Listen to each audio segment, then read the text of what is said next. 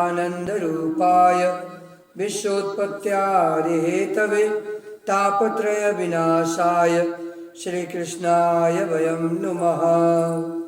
बोलिए श्यापति रामचंद्र भगवान की जय, उमापति महादेव की जय, कृष्ण बलदेव की जय, श्री गुरु माँ आशुतोष सांबरी जी की जय, सच्चे दरबार की जय। आदरणीय भगवत प्रेमियों, कल हम एक विषय आप लोगों के सामने जब रखे थे तो उसमें एक प्रश्न छूटा था। कल का जो हमारा प्रश्न था वह यह था कि मोह क्या है ना? मोह, जो मोह है वो उत्पन्न कैसे होता है और उसमें व्यक्ति फंस कैसे जाता है, किस प्रकार से, कैसे? गोस्वामी तुलसीदास जी इस मोह को लेकर के कहानी सुनाते हैं, बहुत सुंदर। गोस्वामी जी कहते हैं कि एक बार की बात है, उन्होंने कहा कि कपास की खेती, कपास मतलब रुई की खेती हो रखी थी, चारों तरफ से उसके लहलहाती जो फसल थी वो पौधे दिखने में बहुत सुंदर लग रहे थे, बहुत सुंदर। उनके उस सुंदर मनोरम दृश्य को देखकर एक तोतों का झुंड उड़ता हुआ आया और आकर के वो खेत पर बैठ गया और जितने कपास के जो फूल लगे हुए थे, फूल, उन पर चोंच मारने लगे कि शायद इसमें से कुछ निकलेगा।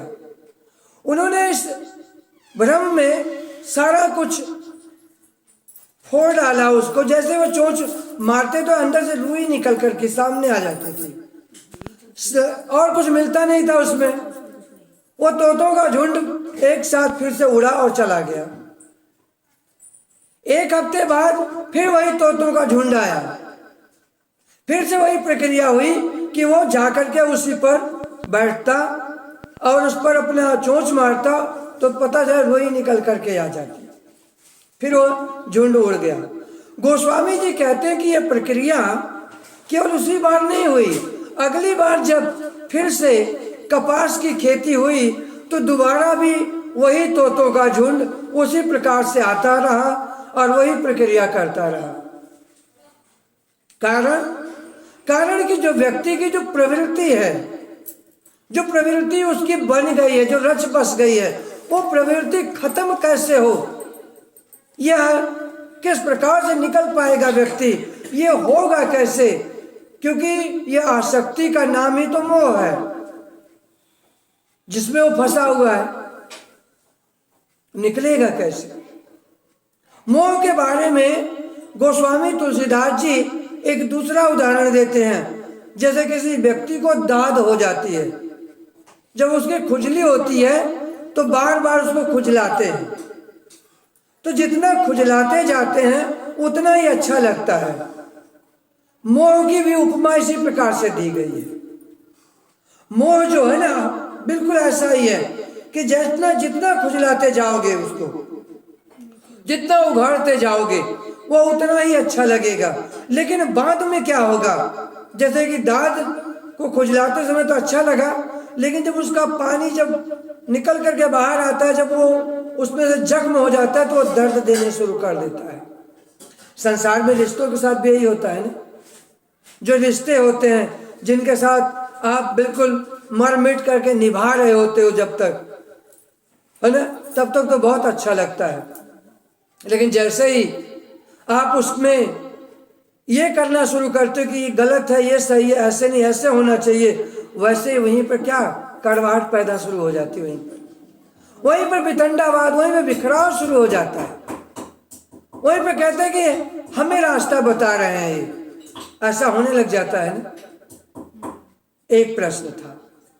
अब गोस्वामी तुलसीदास जी कह रहे हैं कि ये मोह तो ये रहा, आप इससे निकलोगे कैसे?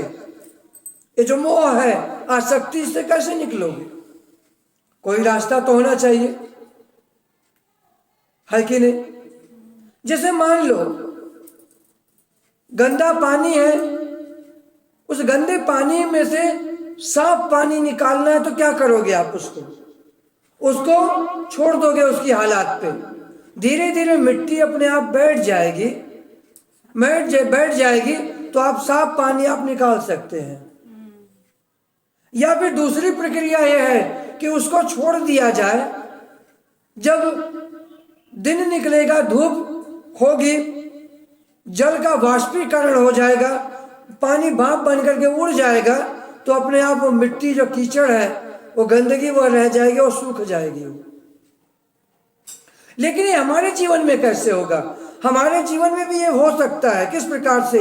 आपके जीवन में जो मोह है, जो ये आसक्ति है, जो बंधन है, क्योंकि ये मोह जो है ना, ये जन्म और मरण का कारण है। इस मोह के कारण व्यक्ति जन्म पर जन्म लेता है और उसका ये जन्म मरण की श्रृंखला खत्म नहीं होती, मोह के कारण ही। तो खत्म कैसे होगा? ये जो बंधन टूटेगा कैसे? इस बंधन को खत्म करने के लिए आपको भगवान नाम का सहारा लेना होगा, भगवान की भक्ति करनी होगी। और भगवान की भक्ति किस प्रकार से? जैसे कि आपका मन संसार में रच बस गया है, आप संसार में पूरी तरीके से रचे बसे हुए हो, तो उस मन को भगवान की तरफ कैसे लगाओगे? क्योंकि मन को तो संसार अच्छा लगता है ना। अभी बात चल रही थी कि जब व्यक्ति अपने बराबर के लोगों के साथ जब आप उठते बैठते हो तो भी यही कहते हैं ना, अभी भक्ति करने की कोई उम्र थोड़ी ना है। जब 30, 40, 50 के जब होंगे तब भक्ति कर लेंगे। लेकिन जब 40, 50 के लोगों से जब हम मिलते हैं तो वो ये कहते हैं कि अब तो हमारे लिए उठना बैठना चलना फिरना बड़ा दूभर होता जा रहा है, अब हमारा शरीर पहले जैसा नहीं था, इसलिए भक्ति पहले कर लेनी चाहिए थी। और पहले वाले कह रहे हैं कि उस उम्र में जाके करना चाहिए, उस उम्र वाले कह रहे हैं कि अब तो शरीर का भय कि अब स्थिति शरीर की पहले जैसी नहीं रही, फिर क्या करना चाहिए? फिर करना वही चाहिए, कहते हैं कि चेतना है तो चेतले निस्दिन में प्राणी, है ना। जिस क्षण आपको भगवान नाम का अवसर मिले आप उसे प्राप्त कर लो। यदि कोई ये कहता है कि परमात्मा है, उसका दर्शन होता है, तो आपको आगे बढ़ करके ये कहना चाहिए कि हाँ, हमारी भी इच्छा है, हम भगवान का दर्शन करना चाहते हैं, परमात्मा को हम प्राप्त करना चाहते हैं। जब परमात्मा को आप प्राप्त कर लोगे, जब भक्ति करना शुरू करोगे, तब जाकर के मोह का जो बंधन है ये धीरे धीरे खत्म होता है। इसके भी खत्म होने की एक प्रक्रिया, एक तरीका है। जिस प्रकार से वो गंदा जल जो है गंदगी से लथपथ है, वो कैसे जब वो सूर्य के प्रकाश में आया तो जाकर के उसकी गंदगी समाप्त हुई, खत्म हुई है। उसी तरीके से आपको भी ईश्वर के निकट जाना होगा।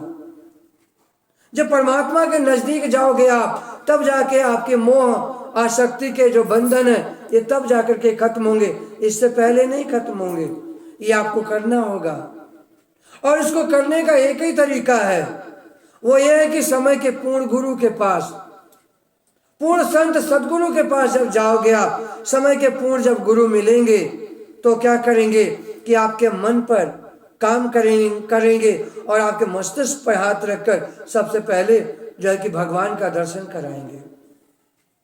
क्योंकि जब घर में अंधकार भरा हो, आपका ही घर क्यों ना हो, जिस घर में आप रोज रहते हो वही घर क्यों ना हो, लाइट चली जाए घर में अगर अंधेरा है ना, तो आप अपनी रखी हुई चीज को नहीं प्राप्त कर सकते हो, नहीं प्राप्त करोगे ना। फिर उसके लिए क्या करोगे? उसके लिए आप लाइट की प्रतीक्षा करोगे या फिर लाइट का इंतजाम करोगे, है ना, तब जाकर के आप उसे प्राप्त कर सकते हो। ठीक इसी प्रकार से मोह के बारे में बताया गया है कि मोह वह घना अज्ञान है, अंधकार है। उस अज्ञान अंधकार से निकलने के लिए आपको भगवान की भक्ति करनी होगी और भगवान की भक्ति जानकर करना है, बिना जाने नहीं। गोस्वामी तुलसीदास जी कहते हैं कि जाने बिनु ना होय प्रतीति, बिना जाने विश्वास कैसे हो सकता है। एक कुमारी कन्या है जिसने अपने पति को नहीं देखा है, उससे अगर आप कहोगे कि बेटा अपने पति के बारे में बताओ, तो क्या बताएगी वो? उसका तो विवाह ही नहीं हुआ है। उससे पूछो जिसका विवाह हुआ है, वो बता सकता है कि जी हमारा पति कैसा है, किस प्रकार का है। गोस्वामी जी कहते हैं कि जाने बिनु ना होय प्रतीति, बिना जाने विश्वास कैसा, और बिना प्रीति के प्रेम नहीं होता। बिन प्रतीति न होय प्रीति, बिना जाने प्रेम नहीं हो सकता। प्रेम के बिना नहीं भक्ति दृढ़ाई, उसके बिना भक्ति में भी दृढ़ता नहीं आती है। इस भक्ति में दृढ़ता क्यों नहीं आती? जो लोग रोज मंदिर जाते हैं, अगर मंदिर में जाते हैं, रोज प्रतिदिन जाते हैं ना मंदिर में, वही धूप होती है, वही आरती होती है, वही अगरबत्ती होती है, वही जल, वही सारी प्रक्रियाएं वही होती है ना। ये तो एक, इससे अच्छा तो वो एलकेजी का विद्यार्थी होता है। एलकेजी, फिर यूकेजी, फर्स्ट क्लास, दूसरी तीसरी, आगे बढ़ता जाता कि नहीं जाता बढ़ता, वो आगे आगे पढ़ता चला जाता है। लेकिन एक वो व्यक्ति है जो आज भी मंदिर जा रहा है और पिछले 50 साल से भी मंदिर ही जा रहा है, वो आज भी वही का वही है। इसलिए भगवत जनों, आपको ये जानना होगा कि ये मोह के कारण क्या क्या होता है। कहते हैं कि सबहि नचावै राम गोसाई, नर नाचे कीर मरकट के नाई। गोस्वामी तुलसीदास जी कहते हैं कि जो माया है ना मेरे प्रभु श्री राम की, ये बड़ी बलवान है, बड़ी ढीठ है, और ये सभी को नचा रही होती है। 2 उदाहरण दिया उन्होंने, एक कीर मतलब तोते का, और एक मरकट बंदर का। बंदर जो है पकड़ने वाला, मदारी जो है, जानते क्या करता है, कैसे बंदर पकड़ता है? वो एक सकरी की एक मटकी लेता है, जिसके वो सुराही हम बोलते हैं।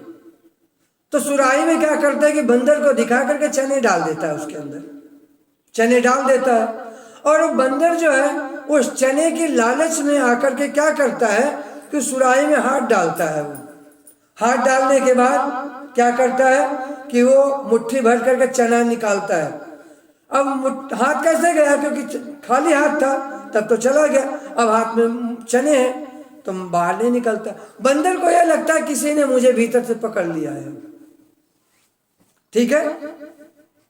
बंदर को क्या लगा कि मुझे किसी ने भीतर से पकड़ लिया है, और इतनी देरी में बंदर आता है, वो मदारी आता है और आके बाहर से सच में बंदर को पकड़ लेता है, और जीवन भर वो गुलाम हो जाता है। यही हाल मनुष्य की होती है कि जब तक आप ईश्वर के ध्यान में, भक्ति में थे, परमात्मा के परम धाम में थे, तब तक आप बंधन में नहीं थे। लेकिन जैसे ही आपने संसार का संग किया, संसार का संग करते ही आप बंधन में आ गए। दूसरा उदाहरण दिया उन्होंने तोते का, कि तोता कैसे पकड़ा जाता है। जो है कि पकड़ने वाला क्या करता है, एक चरखी लेता है, चरखी को ऐसे रखता है, और रखने के बाद क्या करता है, अमरूद चरखी में लगा देता है। तोता क्या करता है कि अमरूद को देख करके वो खाने के लिए आता है, और जैसे ही चरखी पर बैठता है, चरखी ऑटोमेटिक घूम करके नीचे आ जाती है। चरखी जब नीचे की तरफ आती है तो नीचे लगी हुई लकड़ी से उसकी पीठ, तोते की पीठ टच हो जाती है ना। तोते को ये लगता है कि किसी ने मुझे पीछे से पकड़ लिया है, जबकि उसे पकड़ा कोई नहीं है। भगवत जनों, ये हमारे, हम सभी की कहानी है, सारे संसार की यही कहानी है। इसीलिए भगवान श्री कृष्ण ने गीता में एक बात कहा कि ध्यायतो विषयान पुंसः संगस्तेषु उपजायते, संगात् संजायते कामः, कामात् क्रोधो विजायते, क्रोधात् भवति सम्मोहः, सम्मोहात् स्मृति विभ्रमः, स्मृति भ्रंशात् बुद्धिनाशो, बुद्धिनाशात् प्रणश्यति। सामान्य व्यक्ति विषयों का ध्यान करता है, ध्यायतो विषयान पुंसः। साधारण व्यक्ति क्या करता है, वो विषयों का ध्यान करता है, और उस विषयों में आसक्ति हो जाने के कारण, आसक्ति हो जाने के कारण जो है, उसमें जब आसक्ति उत्पन्न होती है तो क्या होता है कि उसमें अत्यंत मोह बाहर से पकड़े रहने की प्रवृत्ति और ज्यादा बढ़ जाती है। और उस संघात संजायते कामा, उस आसक्ति के कारण कामनाएं उत्पन्न होती हैं। और उन कामनाओं में जब विघ्न पड़ता है, कोई मना करता है कि ऐसे नहीं ऐसे करना, तो क्रोध उत्पन्न हो जाता है। और जब क्रोध उत्पन्न होता है व्यक्ति का, तो फिर किंतु परंतु शुरू होते, तू मैं होता है। और उस तू मैं के बाद रिश्ते बिगड़ते हैं, खराब होते हैं। फिर उसके बाद क्या होता है कि फिर उन्होंने कहा कि बुद्धि जब किंतु परंतु तक चल जाती है ना, तो प्रणश्यति, तो फिर विनाश शुरू हो जाता है। और उस विनाश का पर्याय क्या होता है कि व्यक्ति कहीं का भी नहीं रहता। इसीलिए आरंभ में ही काम करना शुरू कर दो। आप जब आप शुरू में अपने आप पर काम करना शुरू कर दोगे, तो आपको किसी भी प्रकार से आपको बंधन क्यों बनाएगा, किस लिए। एक बात और, आप लोगों की हम एक बात बता दें कि जिन देवी देवताओं की आप भक्ति करते हैं ना, वो देवी देवता भी किसी प्रकार से नहीं चाहते कि आप उनको छोड़ करके आप उनसे आगे निकल जाए, बिल्कुल नहीं चाहते। और देवी देवता भी ये नहीं चाहते हैं। देवी देवता भी यही चाहते हैं कि यज्ञ पूजन ये संसारिक प्रपंच में आप लगे रहें। जब आप शास्त्रों को उठा के पढ़ोगे तो आपको एक बड़ी आश्चर्यजनक चीज मिलेगी कि जिस प्रकार से आप लोग भी खेती करते हो ना, आप लोग खेती करते हो, बीज डालते हो, धान की रोपाई करते हो, बुआई जो कुछ भी करते हो आप, तो जो आप खेती करते हो तो आपको अपने खेत के प्रति किसी भी प्रकार की कोई भी जो है आसक्ति किए बिना आप उसको बोते हो और उसको काटते हो। ठीक है, ये होता है ना। दूसरी तरफ देवताओं की खेती ये मनुष्य समाज है। देवता भी क्या करते हैं, ये मनुष्य सुखी है, दुखी कैसे होगा, कर्म संस्कारों में कैसे पड़ेगा, उनके चप्पू में कैसे पिसेगा, ये देवताओं का ये मकर जाल होता है। ये उससे निकलने नहीं देना चाहते। इससे निकालने वाला केवल एक होता है, वो होता है गुरु। समय के पूर्ण गुरु, सतगुरु जो होते हैं ना, जो ये कहते हैं कि मैंने ईश्वर को देखा है, आप भी देख सकते हो। वो क्या करते हैं आकर के कि वो ईश्वर का दर्शन कराते हैं। शिष्य के जीवन में जब आते हैं, सबसे पहले उसे सत्संग सुनाते हैं। जैसे आप लोग सत्संग सुन रहे हो ना, सत्संग सुनाते हैं, सत्य से उसको जोड़ते हैं, अंतर जगत में उसको ले जाते हैं। जब वो भीतर प्रवेश करता है, तब जाकर के वो जानता है कि मेरा वास्तविक स्वरूप क्या है, मैं आखिर हूं कौन। इसके बारे में वो तब जाके जान पाता, उससे पहले नहीं। उससे पहले आप भी नहीं जान पाए। आप अगर तब जानोगे, आपको जानना चाहिए कि मैं कौन हूं। यदि हम आपसे पूछें कि आप कौन हैं, तो आप अपना नाम बताएंगे कि मेरा यह नाम है। लेकिन हमने आपके शरीर का नाम नहीं पूछा है, तो आपके शरीर का नाम हुआ ना। ये तो आपके माता पिता ने आपको नाम दिया होगा।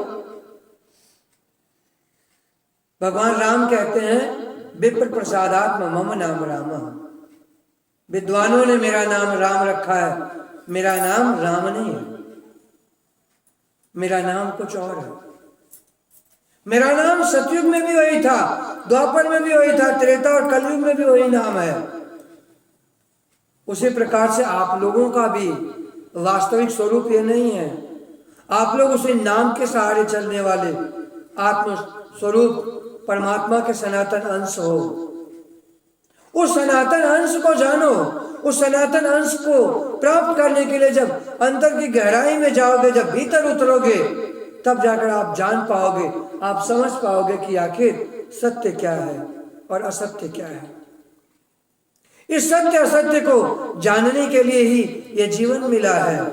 भगवान की भक्ति करो, और भगवान की भक्ति कैसे किस प्रकार से होनी चाहिए, इसको हम अगले एक मंत्र के द्वारा समझते हैं।